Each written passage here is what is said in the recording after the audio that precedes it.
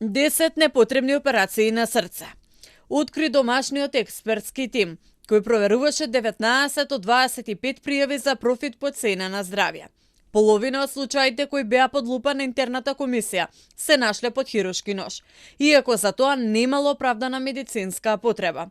За останатите 6 пријави, комисијата немала ингеренции да постапува. Нивки ги проверува државниот санитарен и здравствен инспекторат. До комисијата беа доставени 25 случаи, од кои комисијата утврди дека 6 од нив, од случаите, треба да се испратат до ДСЗИ, бидејќи истата не е надлежна. Анализирани се 19 случаи од страна на стручната комисија, од кои 10 случаи комисијата утврди дека се непотребно извршени операции или непотребно упатени за операција.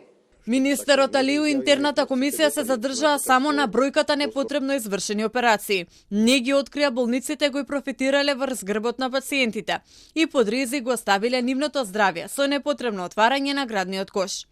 Председателот на комисијата, доктор Жарко Христовски, вели дека во оваа половична фаза од проверките не е етички да ги откријат овие податоци. Повеќе детали ќе соопштат дури по мислењето на меѓународната комисија, составена од тројца кардиолози од 3 различни држави. Кога ќе завршиме со комплетниот, тогаш ќе може да посочиме. Значи прашањето, ако сега посочиме болници, дефинитивно ќе настане и досегашните информации се проблематични од тоа како може да ги издржиме, бидејќи не се комплетни извештаите. Кога не се комплетни извештаите, посочувате со прст кон нешто што апсолутно ниту етички, ниту законски. Скандалозниот епилог следува по обвинувањата на кардиологот Сашко Кедев дека во приватните болници се вршеле непотребни операции на срце заради профит. 3 месеци по пријавите, комисијата ги потврди сомнежите и во 10 случаи откри фрапантни лекарски одлуки.